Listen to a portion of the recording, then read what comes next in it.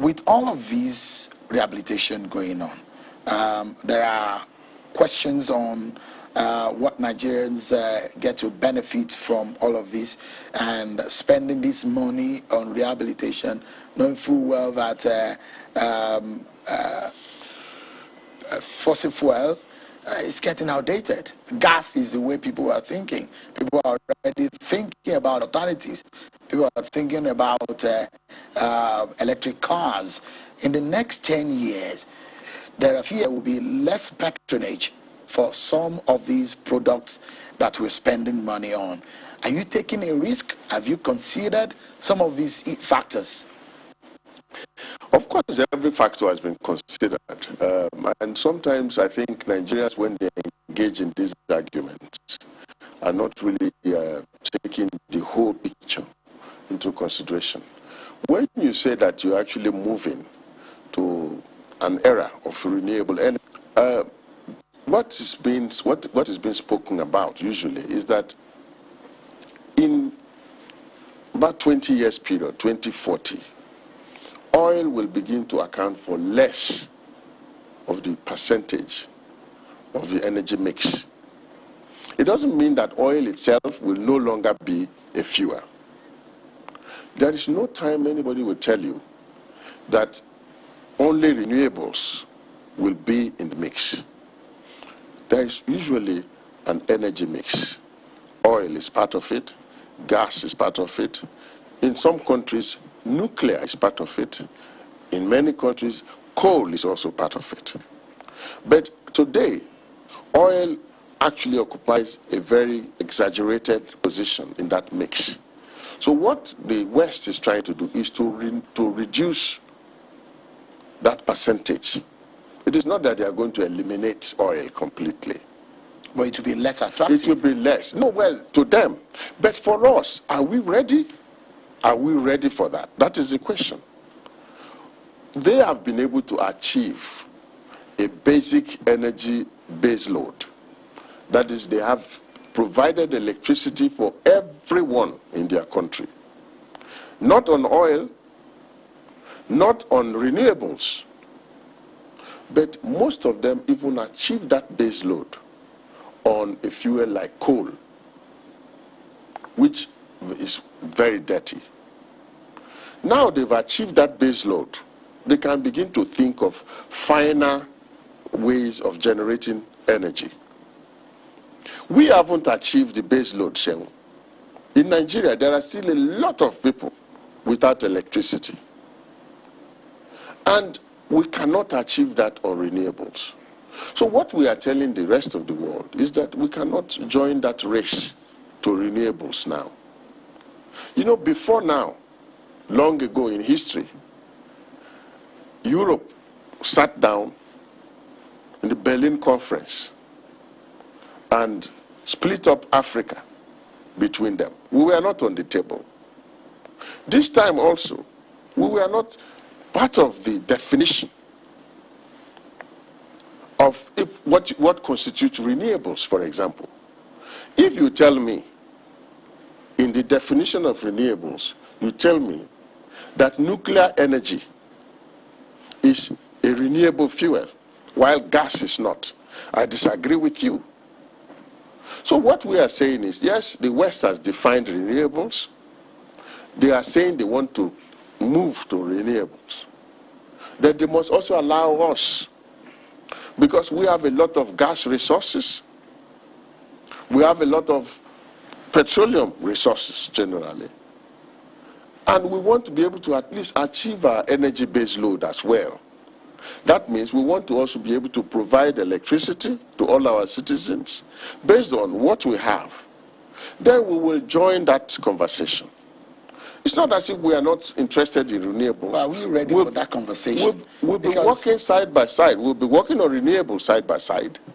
But they will also allow us.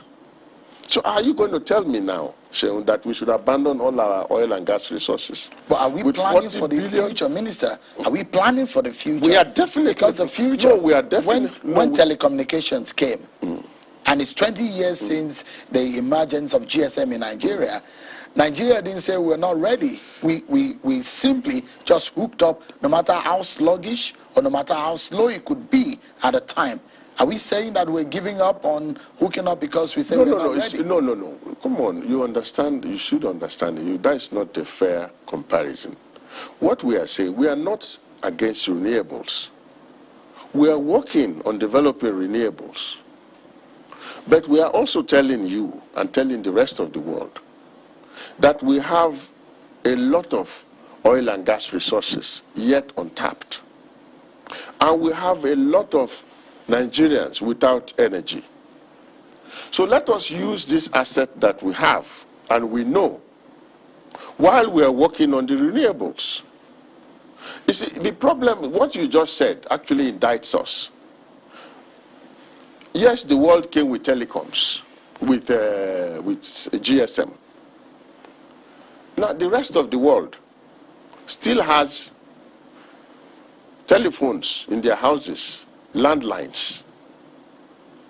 They still have. It's a cultural thing. No, but they still have landlines. We just move hook, line, and sinker to GSM, and landlines don't exist anymore.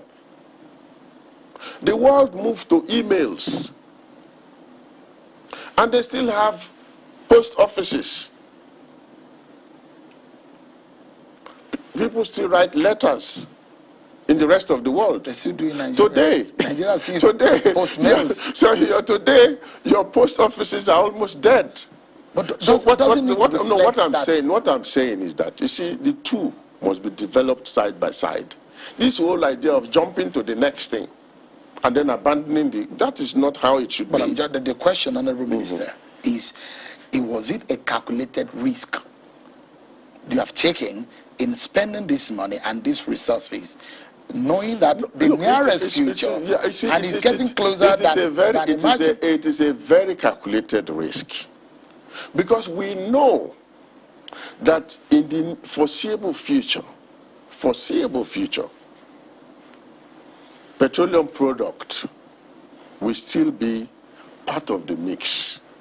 You cannot do away with it.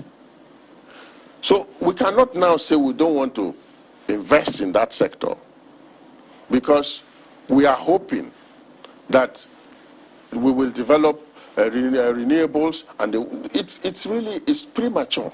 So it's like let me give you the example of the woman who took all her time, went to the stream to fetch water because there had not been any rain. She went to fetch water in the stream, and she was coming back home, and she looked at the sky. It was as if it was going to rain. So she poured out the water, and then it didn't rain again. So she was stranded. So let us have this one. But are we prepared for the gas? No, that's where we're going. No, we're actually working on our energy transition policy. We are actually preparing also for the energy transition to renewables. And we are telling the world that, look, our transition fuel will be gas. But while we are getting ready for the renewable fuels, we cannot abandon what we already have. So what you are telling me, Sheung, is that we should abandon the refineries and abandon gas and focus on renewables, because the world is talking about renewables. Even the West has not abandoned oil and gas. I'm just saying that maybe we should calculate better based on the resources that we have. If the risk is enough for... Who are the biggest producers of crude oil? Who are the biggest producers of gas? Even in Nigeria, the IOCs account for 80% of our production. They didn't run away yet. So the problem is we just get snapshots of the conversation and we run with it.